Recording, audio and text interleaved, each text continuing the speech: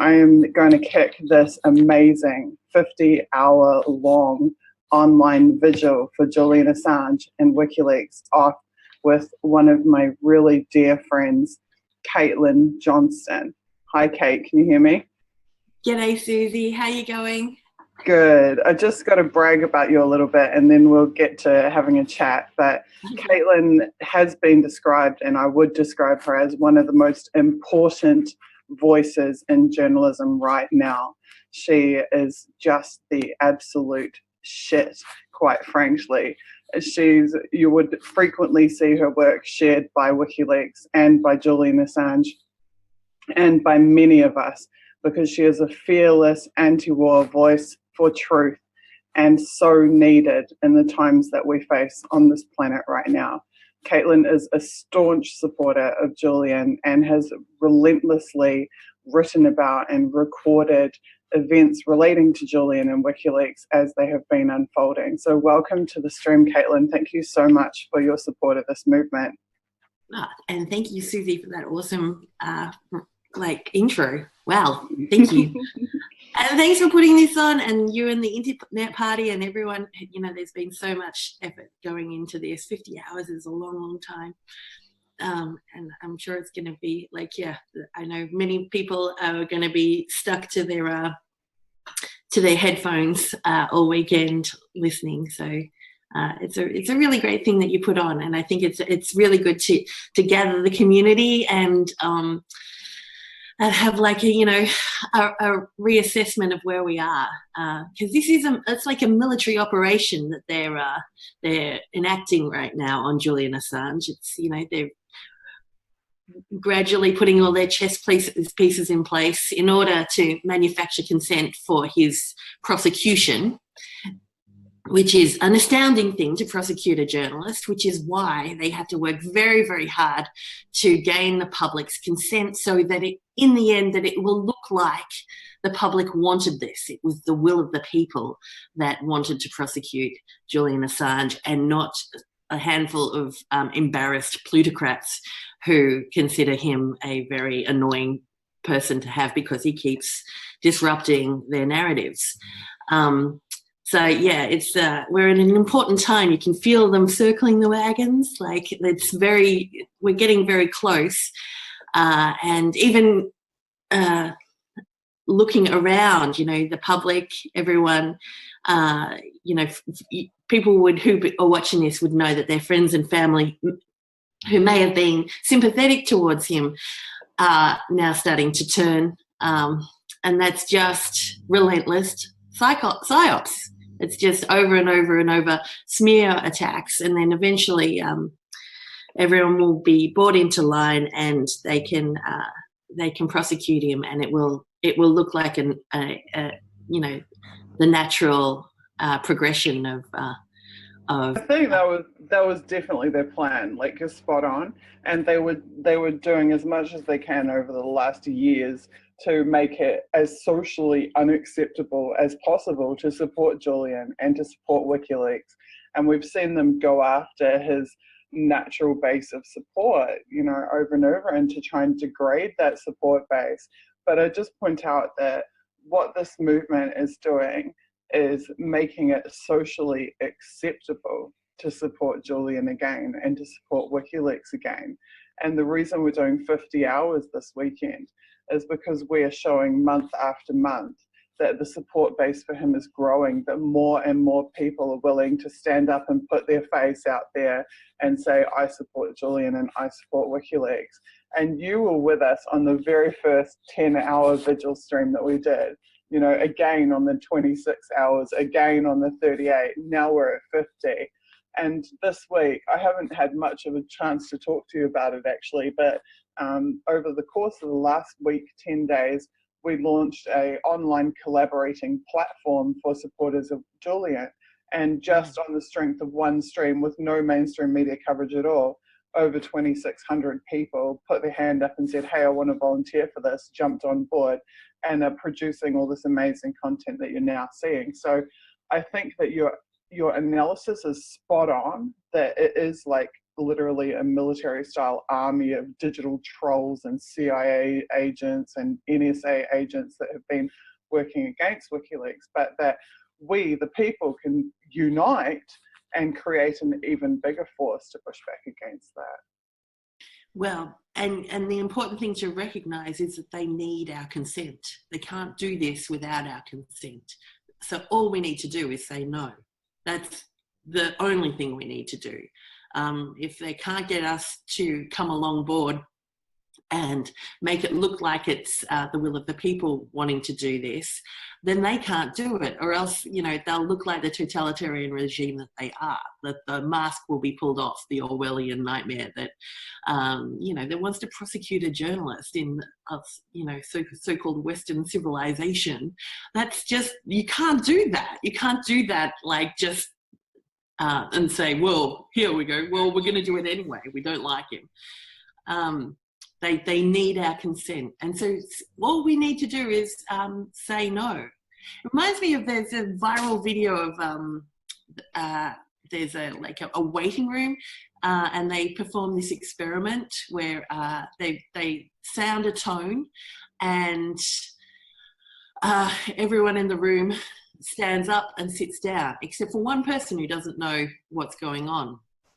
And then they keep sounding this tone until the woman stands up and sits down. And after a while, they bring more people in and other people go out, and fresh people will stand up and sit down to this tone. There's one guy who refuses to stand up and sit down to the tone because he has no fucking idea what the tone's about or why it's to do it. And we're those people. We're the ones who are going, no, I'm not going to stand up and sit down. You are not going to prosecute a journalist because you don't like him, or because, you know, like like the sort of arguments that are being bandied about now amongst social media, amongst people, is like, you know, you don't have to think he's a great person. You don't have to agree with everything he's done. You don't have to like his politics. You don't have to think that, you know, what he does is the right thing to do. You still don't get to torture him. Just because you don't like him, you don't get to torture him. You don't get to put him in prison just for being someone that you don't like. This is wrong. The whole thing's really wrong. And I think that's very obvious. That's obvious on the face of it. But it's weird how these little stories, you know, kind of wear away people's humanity, and also that the social conformity of wanting to be, you know, it's just difficult. It's difficult to say, yeah, no, I think I stand with Julian Assange when your friends and family aren't. So, but, you know, having said that, like, offline, like talking around with people who, you know, don't live on Twitter like I do, there's a lot of feeling in Australia anyway, especially amongst older Australians, like that's not right. They can't do that. You know, if there's no charges, we have to bring our citizen home. And so we've got to just keep pushing. I think we're winning. The silent majority is winning. What does Julian mean to you as an Australian? Like, do you feel more of a connection with him because he's Australian? And what do you think he means to Australia? I think he's very Australian. Like, I think, well, at least he's very of my generation Australian. Like, he's incredibly innovative. Even the idea of WikiLeaks is an innovation, and it cuts through. You know, the fourth estate journalism has always been problematic in that, as a journalist, you also become friends with the politicians that you're trying to hold to account, and you become a part of their social circles. And then, you know, they call it the Canberra effect here, but in every country it's the same thing. You know, we're socially conforming animals, and so when we're around people, we naturally sympathise with them, and then we might hide a few of their mistakes or etc. And then suddenly you find yourself like just a mouthpiece of the establishment because they've got dirt on you as well.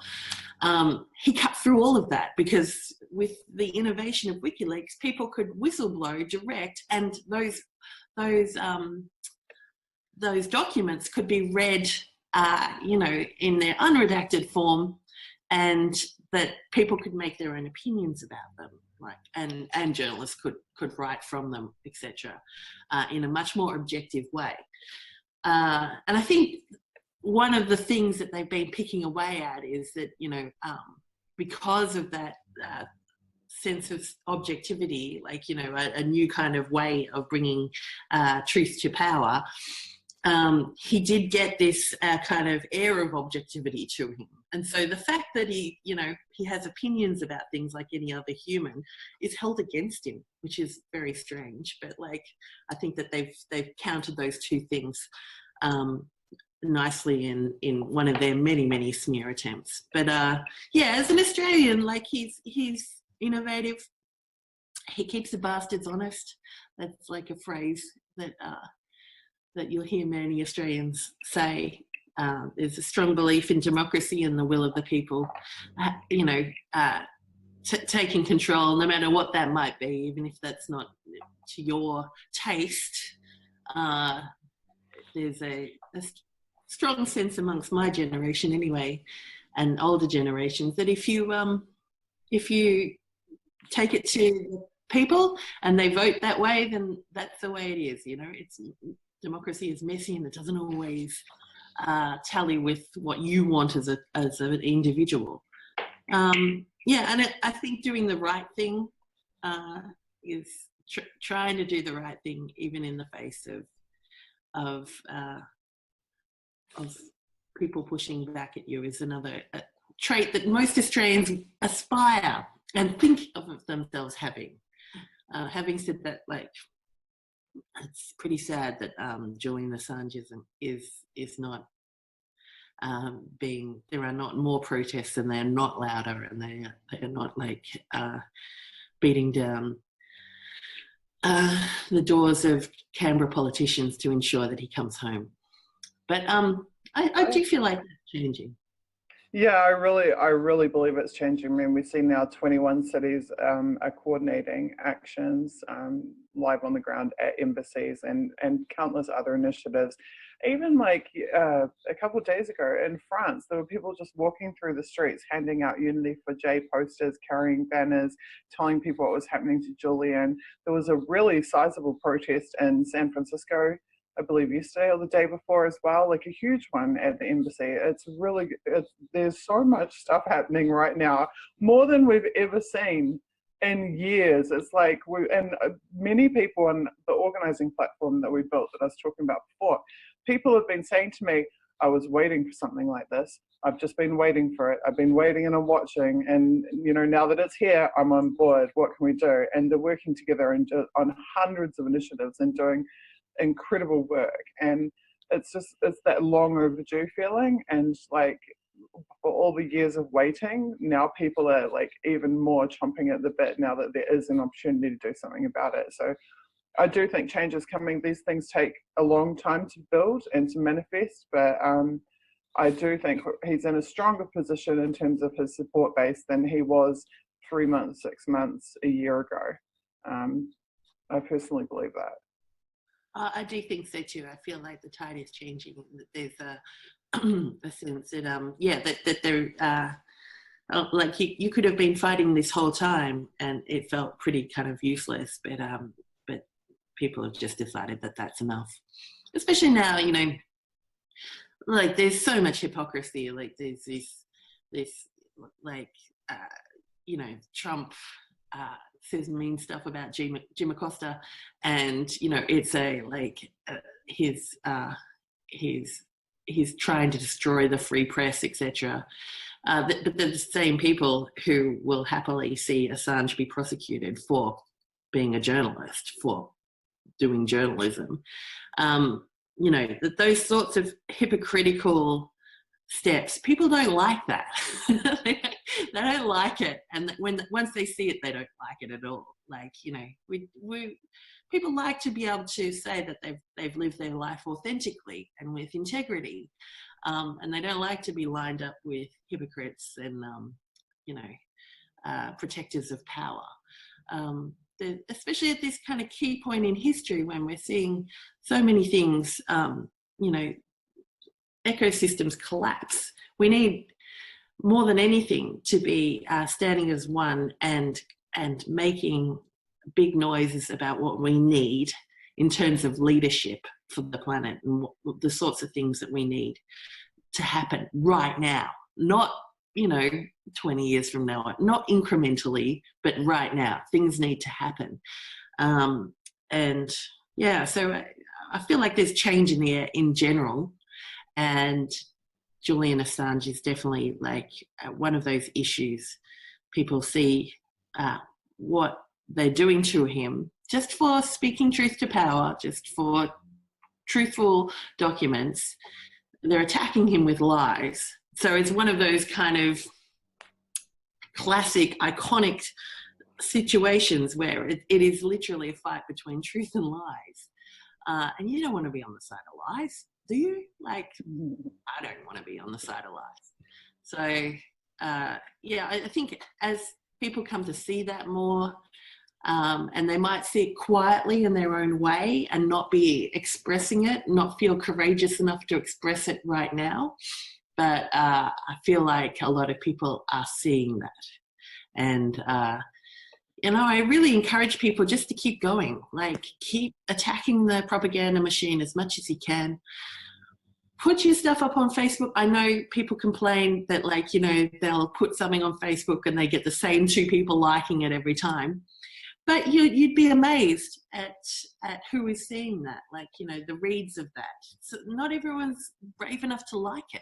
I know that seems, you know, a bit silly, but not everyone's brave enough to like it, let alone share it. But they appreciate the information. And quite a few people have been saying that to me recently, that they've had people come up to them in the street or, you know, at church or in the supermarket or whatever, and say to them, I really appreciate what you put out there on social media. You know, I find it very interesting, and I don't always agree, but, like, you know, it's new and different information, and I'm always reading it. And the person receiving that information is like, what? I never see you, like, you never say anything, like, and that's happening more, and, you know, that just happens. Like, they can't hide every post, they can't shadow ban every person. So take heart, people are reading and they're taking it in, and, you know, most people are logical, reasoned beings, you know, in their less emotional states, and they're taking that information and it's grokking on a deeper level. And because it's truth, it resonates. It's not like it doesn't have that kind of special power, you know, that once you hear it, even if you might be rejecting it at the time because, you know, emotionally you're not ready to hear it, or it brings up cognitive dissonance in you. Yeah, truth really does resonate, and that's very true. People innately recognize truth when someone is speaking from the heart, very, very much so. I'm just struck by something you said before when you're talking about the, like, Australian saying of keeping the bastards honest, and that just reminded me of some of the accusations or some of the misinterpretations, I'd call them, of jokes that Julian had made, like you see on film, like in Risk, for example. He says things that, to me as a New Zealander, I instantly recognise as being really Australian things to say. Like, his sense of humour is very Australian, and yet there's a certain, like, maybe more liberal class in America that it seems is deeply offended by some of that type of language and that almost that countenance. Whereas to me, I look at it and I think, God, you wouldn't last 5 minutes in a pub in Sydney if you can't, like, you know what I mean? Like, but I'm wondering, like, do you see that too? Do you feel, you said before, he's so Australian, and someone else actually said today, you've got to remember, Julian watched Whitlam get taken down by the US when he was was only 4 years old when that happened, and that's the generation that he grew up in Australia. Could you tell us a bit about that, the US meddling in that time in Australia, and these types of influences that that Julian would have had growing up in his generation as really an Aussie bloke. Right. Well, yeah, his parents and my parents, grew up, were having kids at the same time. And and politically, it was an incredibly interesting time that we'd come out of the Menzies era, which was a long, long period of very conservative rule. And with Harold Holt, etc. But Whitlam was like a breath of fresh air for people. Like, he was a very progressive prime minister who brought in a lot of reforms and stuff very quickly. And there was and then suddenly he was gone. The Governor General called it, and he was out. And there was a famous speech of him in the front of Parliament saying, God may save the Queen, but nothing will save the Governor General, and imploring people to maintain the rage, that our sovereignty as a nation had been interfered with on such a level that this was basically a soft coup. The people's right to decide who leads them had been taken away. So there was a very politically exciting time, I think, for Australians. Can we just, sorry to interrupt you, but can we just try to explain that for people who aren't used to our system of government, which is that the Prime Minister is the equivalent of the US President. He was gotten rid of, done away with by the Governor General, which is the Queen of England's representative in Australia, correct? Exactly. And that's what you mean. So the person who Australian citizens voted to be their leader was gotten rid of by the Queen's representative in Australia.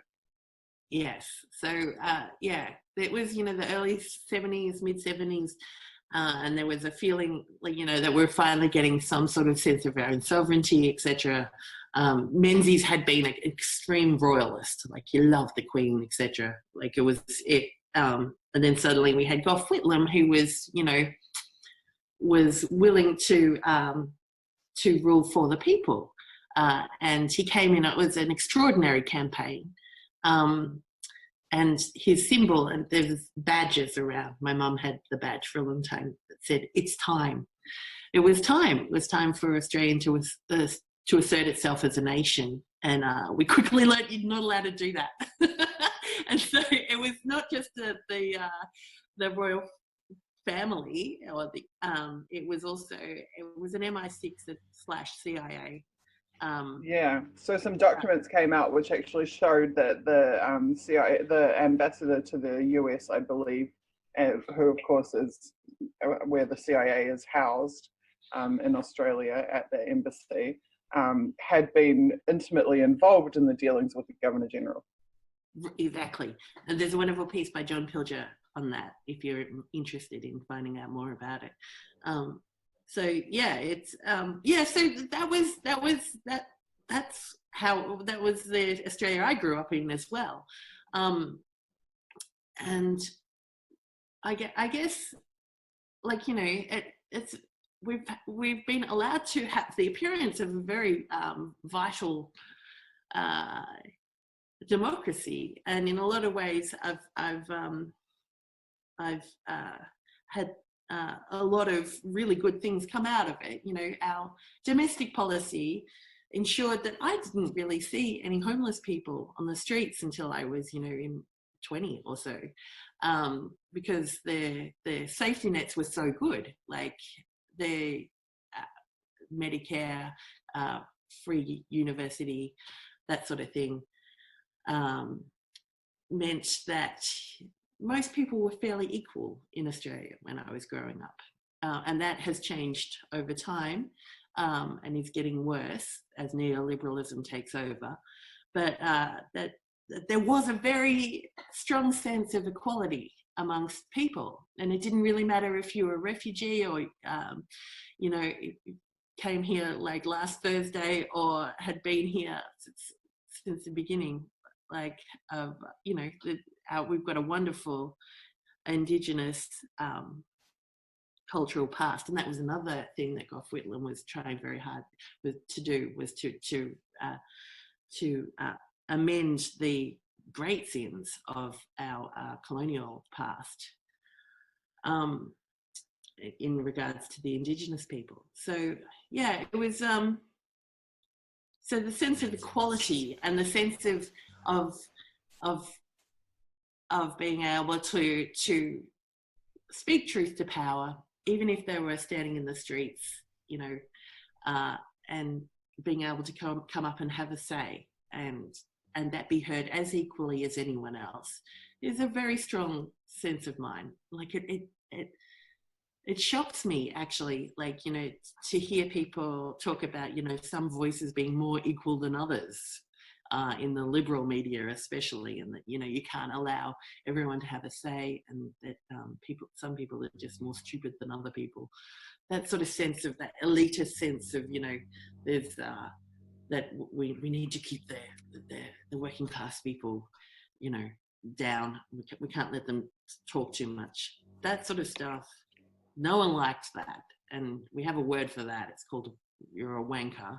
And if you're a wanker, that's the worst thing you can be in Australian society. If you are a wanker, like, it really, and that just means someone who's very elitist, and that could be elitist in a way of, you know, not necessarily having a lot of money, but having a lot of, like, you know, academic backing, etc. Yeah, that's the greatest insult. So I think, and the sense of humor as well. I have to catch myself too, because we're just crass. Australians are crass, and maybe that's from being convicts. I don't know, but we're. Oh, look, it crosses over to New Zealand too. You know, like I say all the time, like in New Zealand, we swear like truck drivers, and I think so New Zealanders and Aussies are a bit more like forgiving or understanding of each other because we are close enough geographically and historically with the Anzac tradition, you know, that we expect that and we understand it and we interpret it differently. But I know there are other places around the world where that crassness is seen as just astonishing and stunning and terribly uncouth. And that is something I've noticed with Julian, is that he has a very, very Aussie sense of humour, and that sometimes that is misinterpreted by people. So I think it's quite useful for us who are from down under to be able to maybe explain to the rest of the world that actually, hey, that's just a part of our culture, and it's far more commonplace, you know, and there's no harm intended by it. It's not done to offend. Yeah, there's no like feltness underneath it. It's just ragging on each other. Like it's actually really direct though, and it's in the sense that it's actually very honest, because we're not putting on airs and graces. We're not hiding our true feelings. We're not being polite for the sake of being polite. We're actually pretty straight up and down. Take it as you see it, you know, kind of thing. And I think some people actually do find that refreshing as well, while others might struggle with it. So Julian, just to recap, so Julian grew up in Australia that had the promise of independence, political independence and independence in terms of their national identity, and where a socialist platform was being in many ways, not just socialist, but even a little bit nationalist, in the sense that I know Whitlam wanted to shut down the US spy bases, kick them out of the country, which is really significant. And to see I'm trying to think of an equivalent for the Americans in terms of, like, you know, America is worried about foreign interference in elections. Well, imagine if a foreign country actually came along and kicked out your president and said, sorry, they're not going to be the president anymore, and now your country is going to be run for a little while by a representative of the foreign country instead of the person that you voted for. It would be a revolution in America. Well, that's basically the situation that Australia faced. They had their autonomy, their chance at autonomy, ripped away from them by force, and there was very little they could do about it. And you can imagine how incensed people were by that happening to their country. Equally incensed are the New Zealanders, who have a heritage of telling the US No, sorry, you can't bring your nuclear ships into our waters. No, sorry, we're not interested in sending troops to war. And only to discover now we have spy bases and God knows what all up and down the country we didn't even know were there. So New Zealand and Australia have become vassal states of empire. And some of us choose to rage against that machine, including Caitlin, including myself, and including Julian. Right, yeah, maintain the rage, man. Because it's not right that's, you know, it's not right. You know, every country has its own right to self-determination. And to, just the wars, just to see, you know, young generations be sent off to wars that no one fucking understands. No one, like the Iraq war, that nearly broke us as a nation, because there were nearly 500,000 people walked in Melbourne to protest that, and there were massive protests against going into the Iraq war, and we still went in, like we lined up with the Americans, and it breaks your spirit, and it's just not right. You know, it's not right to have that kind of to be like, yeah, basically like puppeted by a nation that has no respect for your own borders or your own will, especially when they're like doing such heinous things, and you can see it and you can't do anything about it. You can't stop it happening. So that's why I'm very unapologetic about having an opinion about American foreign policy, because it's basically like having an opinion about Australian foreign policy. I don't see any difference between the two. I don't feel like I'm overstepping my borders here when every decision that is made to go to war impacts, you know, my country and, you know, my friends and family. So yeah, it's a difficult situation. I would love to stay out of American politics but I can't really until they stay out of ours. That is very, very well put and very true. I feel exactly the same about New Zealand as well.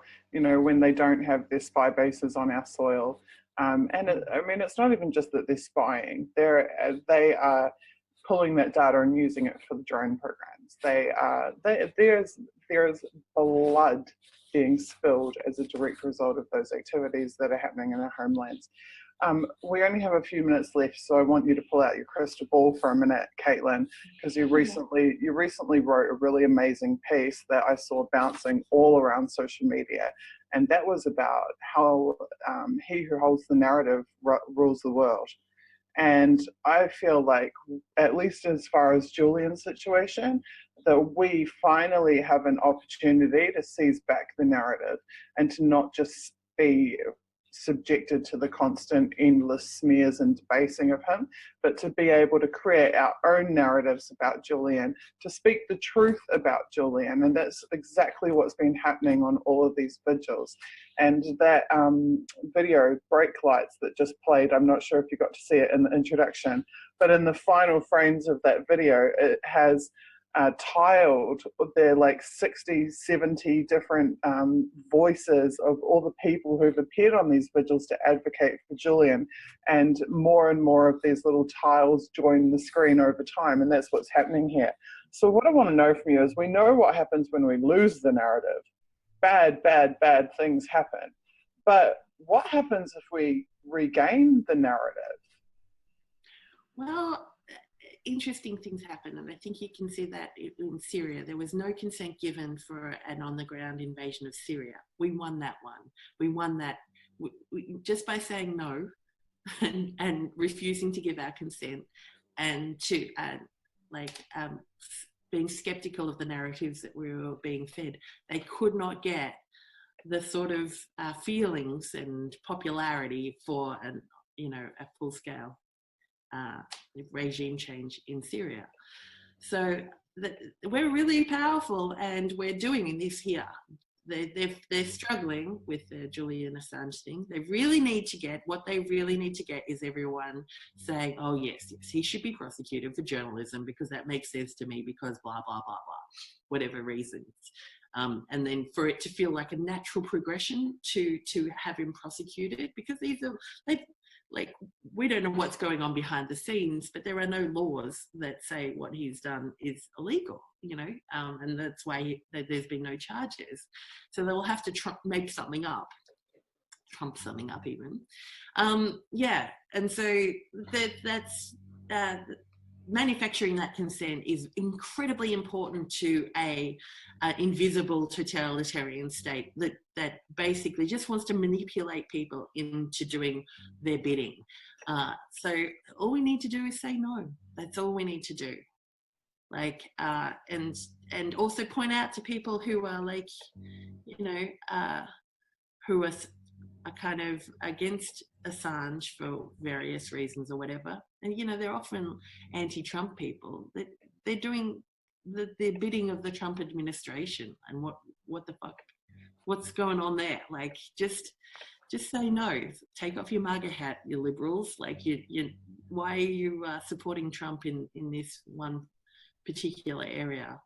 You know, we should be all for freedom of the press, and that they're all about that. And freedom of the press, like prosecuting Julian Assange, sets a very dangerous precedent. And a New York Times lawyer actually said that, you know, Ray McGovern wrote a great piece on that, where he said, you know, if Julian Assange is prosecuted, that puts everyone in the crosshairs, every journalist in the crosshairs. And it's true, he's a soft target, he's a soft edge. And if he goes down, then you can just say goodbye to a free press. People will only really be able to say the things that are like establishmentally, you know, friendly to the establishment. So just say no. That's all you have to do. Say no, say it loud, and attack the narratives with skepticism and with truth. And we'll all say it with you, Caitlin. And we are. Great. Yeah, I feel it. It's a great movement. It's a wonderful thing to be a part of. So enjoy that as well. We're doing something really real here. This is really exciting. We're actually this is a revolution, man. Enjoy it. It's been really neat for me seeing all the friendships that are forming, and the like ingenuity. Like, people are just like, someone's like, oh, I had this idea, and someone else is like, I can help you make that happen, and someone else is like, oh, can I get on board too? And I'm watching this in real time every day, and it's just so fantastic to see. It's really, really fun, and it's all for an amazing cause, which is freeing, you know, a movement to free this generation's most significant political prisoner, certainly at least in the media sphere. So thank you so much for being here, Kate. I deeply appreciate it, and all of your work. And people can find you at Kate Oz, at CAITOZ, or Z if you're from Aussie or New Zealand, on Twitter. And Caitlin, I'm going to ask every single guest something on the stream, and that is, will you please, you already use your platform to advocate for Julian, but will you please use your platform to get out there and tell everybody that these vigils are happening? Because despite having luminaries, whistleblowers, politicians, journalists, academics from all around the world, not one single mainstream media outlet has covered the existence of these vigils, or the fact that we have 2,600 people coordinating on a platform for these actions. So will you please go out there and use your platforms to let people know this is happening? I certainly will. I have been, and I will continue. Yes. Thank you so much.